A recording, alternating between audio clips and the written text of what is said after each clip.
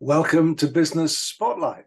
My name is Kerry James. I'm a business coach and facilitator, but Business Spotlight is all about sharing pearls of wisdom, reflections, and insights from local business owners. And today we have founder and owner of Leaf Organics, Michelle Kehoe. Good afternoon, and great to have you here, Michelle.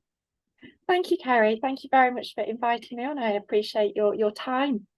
You're very welcome. So Leaf Organics, there's a bit of a clue in the title, but not too much. So what about a little bit of history, please, and some details about what you specialize in, please, Michelle?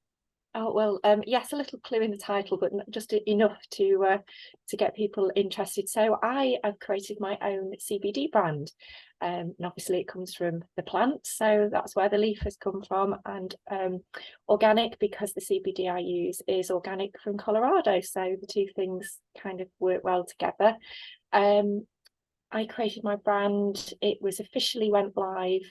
It was November, December 19, so just before our wonderful pandemic. So I've been in business just over 3 years, but behind the scenes, I've been involved in CBD for a number of years for my own learning, development, setting up the business in the background. So a little bit longer than that. So about 6 or 7 years now, I've known about CBD and been involved in it.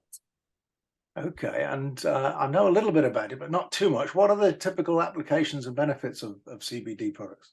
So CBD frightens a lot of people at first because it's actually from cannabis, but it won't get you high. No legal CBD will get you high. That's the first thing to point out. But CBD has shown to help with a whole myriad of different things because it works with the endocannabinoid system. So there is some science to show, and there's a lot of anecdotal information. Things that people come to me or want to use CBD for usually are anxiety, stress, sleep, inflammation, and pain, which generally covers 99% of our problems, I think. So the one thing that we can't do is make medical claims because it's a supplement, but a lot of people use it, and I've got many clients that keep coming back, including myself, what I use it for. Well, when you went to that list of challenges, it sounds like business owners could be a prime target audience there, Michelle. Absolutely. We're all going through the challenging roller coaster of business ownership. So you mentioned the pandemic, and I don't know whether you think that was good timing or bad timing, Michelle, but how has that, or how has the lockdown plus the economic turmoil of inflation and interest rates, etc., how has that affected the industry in general and your business in Yeah. particular? Well, interest, everything it affected me, but what it has taught me is learning to be able to change your business. And I think the new word we came up in the pandemic was pivot, wasn't it? So my idea of my business was to basically sell my stock to retailers, but then shops shut. So I had to use everything I had to then switch it into a purely web-based business. And actually, in hindsight, that was a really good thing to do because of the problems of legislation, particularly with merchant facilities that CBD has. So very naive that I thought that you could just sell it through any old merchant facility, and you can't. So if I was going to sell it into a shop, their merchant facility potentially may not have allowed them to sell it. So that was really, in hindsight, a really good thing for me. And I've learned loads about SEO. Who'd have thought? So what are the restrictions then, Michelle? Just tell us a little bit more about that. So not anybody can So stock it, is that right? no, so in banking terms, a lot of banks and merchant facilities class CBD as high risk. So therefore, you can't get your great 0.0 whatever percent on your merchant facility. They normally charge you through the nose for it. So when I first started my business, I was on 3% on a merchant facility before I could even make any money.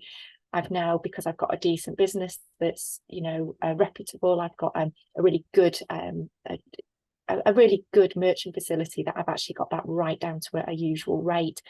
But because it's deemed as high risk, I have to go through super checks. It's not like buying a pair of shoes. And it's to keep the consumer safe and to make sure that real drug dealers are not using CBD as a guise to sell drugs. So that's why it's protecting everybody. So I've proven myself, and I've got a great merchant facility now. But yeah, that was, again, you learn on the job sometimes, don't you? Okay, great. And so In relation to the challenges you face today as a business at Leaf Organics, what might be kind of top of the list? We all know that spend's dropped, so disposable income's dropped, so that's had an effect. I'm definitely not as far advanced in my business as I thought I was going to be with projections, but when you throw in to the mix from my original projections with having my business one way into how I run it now on web-based, I think I'm doing okay considering we've had, well, everything thrown at us. My business is growing year on year, but the growth hasn't been as big as I wanted it to be. But taking into account, as I say, the disposable, and I could actually see on my stats how when the interest rate started to change and we had the fuel crisis that we're all still in, I could see the drop off. But yes, I'm still month on month improving, so everything's going in the right direction. I'm just not ready for my yacht in the south of France quite yet. Okay, great. Well, we all need a dream. We all need a dream. So Tell me. very clear and very specific. So that's good. But what about the future? You mentioned month on month, but what are the aspirations for the business? If you think about maybe a 3 to 5 year kind of time scale, Michelle, what have you got in mind there? I have at least a double growth that I want to achieve in the next year, and that would be brilliant if I can do that, because I've set lots of systems and procedures up, so a lot of the profit I've made has been rolled straight back into the business. So yeah, I'd like to double in the next year, potentially changing that to 3 times in the next 3 to 5 years.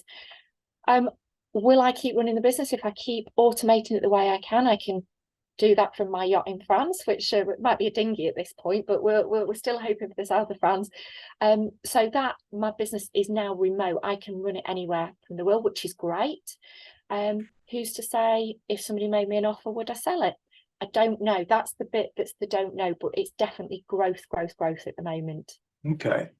So interesting, you mentioned systemization. When we work with clients on systemization, we talk about systemizing winning business, systemizing the doing of the business, systemizing collecting the finance, and systemizing the glue, the culture of the business. So it's a very easy mnemonic: win, do, collect, and glue. So where have you focused your efforts in terms of systemizing, automating the business? So the first bit was obviously to automate sales. It had to be, how do I get those sales that I press a button and it does it all for me? So I'm just left to pick and pack the customer's order. So that was one of the first things that I had to put in place. That was really interesting. The next was what I do with all of this customer information. How do I email market them? How do I do all my social media? So it was about automating those processes. And the way that my brain works is I have to do one thing at a time, get it brilliant and perfect, then move on to the next. So I systemize most things now, and all the ways of pulling basically people into my website. So my website class is my hub, and I have all these different ways of pulling them in, from ManyChat when they contact me through Messenger, through my social media. I have an email flow function that I use that pulls data in whether they're a new customer or I'd like to call them a warm lead if they've contacted me somehow. So it's using all of these different skills to pull them into the website to eventually purchase. So I've systemized 90% of it, even down to I have a Facebook group that I've systemized now. So if they join the group, they get a lovely welcome email and they get a follow-up of all that to hopefully convert them into a sale and a long-standing customer. I just don't want a one buy and off. I want to keep those customers. So it's giving lots of educational information. The last and final piece of the puzzle was when I started the business, I didn't expect it to be as big as it was. So my finances, I'm currently working with my CRM company. That was one of the things that I did very early on, is create a CRM to hold all of this data, which has been a godsend. And now I'm moving everything over to the automating my finances. So a lot of it's automated anyway, but again, I will literally just click the button at the end of the month and it should reconcile itself. But so that will save me an awful lot of time. So again, that's the last piece of the puzzle. So therefore, all my systems and operating procedures are in place. So I can then work on what I enjoy, which is growing the business, writing my lovely articles that I thoroughly love, being a geek on CBD, and speaking to my customers, talking to them. So that's kind of, again, from my yacht in France. It's the running theme here, isn't there? So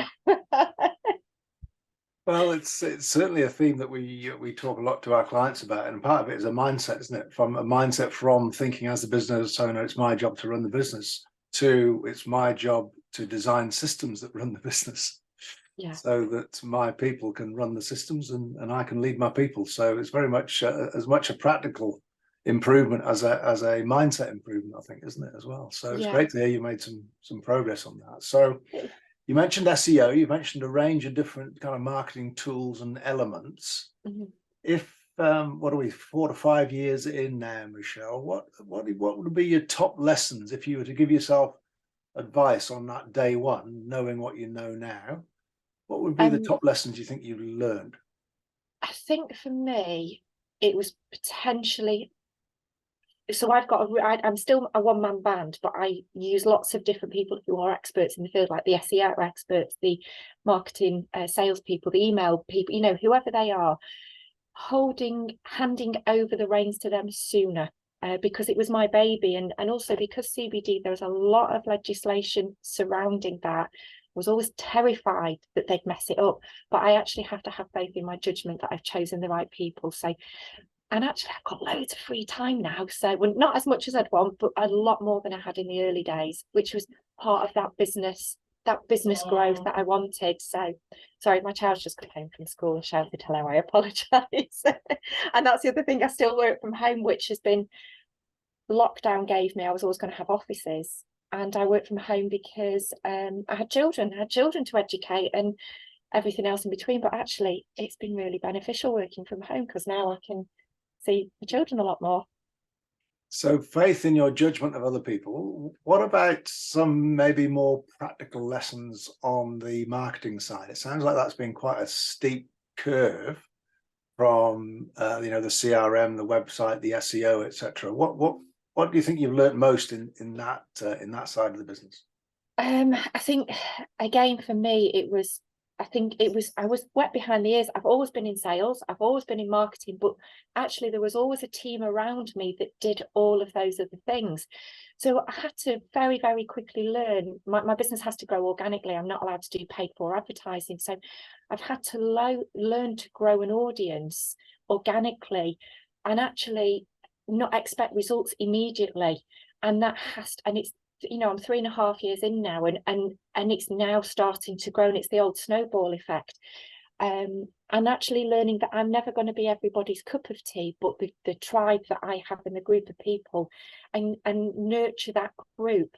And that's what I'm learning, and it's taken me a long time to learn, and I'm still learning. I'm still learning new things every day. I'm learning that thing called TikTok. I've got to get a bit more visual on it, because that's where the youngsters are. That's where my audience is. So I'm going to a TikTok expert who is 19, not somebody my age, a 19-year-old. They know what 19-year-olds want.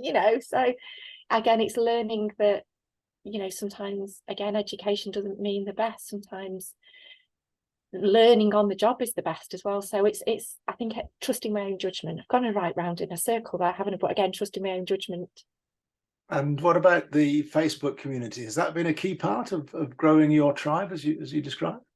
Yes, the Facebook is not so good now, but we all know Facebook are always changing their wonderful algorithms.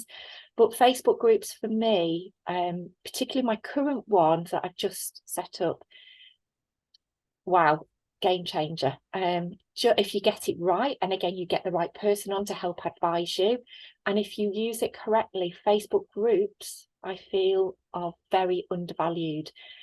But again, it's not appealing to the masses. My most lucrative Facebook group is my smallest one. So yeah, I found that really interesting. It's sometimes the numbers are a vanity thing. It's about the quality that's in the group. So how many Facebook groups do you have, if you don't mind me asking, I Michelle? have How do you three. segment them, and how do you Yeah, I have three. One specifically for pets, believe it or not. Then one for pets just or pet owners? well, obviously, unless your dog's very good and can use the thumbs, I think my dog, he'd be on it. So for pet owners, but yeah, anybody with a pet that's looking at CBD for potentially giving it to the pets. Then I Okay. have the group itself, and then I have one which is more of a business group. So, but my Okay. pet owners, yeah, it's And really, so really interesting group.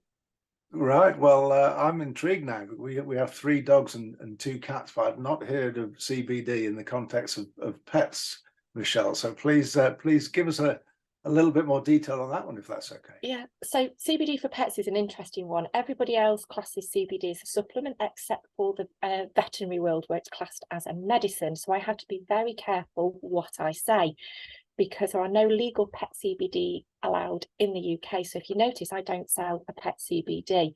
And there is some science about, again, we mentioned about CBD, but not much specifically for dogs and cats. This is why vets will only use CBD as a last resort, because they have this plethora of science, medications that work. So using CBD alongside, there is a lot of science now coming out. In fact, there was a new report came out in February and things are looking very promising. But vet owners are looking at solutions for their pets that maybe is not as I don't want to say harmful, as many side effects as some medicines, or to work alongside. And what I have found is, I don't know about you, but my dog comes way up the list before me. He's, it's like our children, we look after the dog first and we're down the list. And what tends to happen is they'll look at a solution for the pet, and then they realise it's helping the pet, and then they'll go, can I take it for me as well?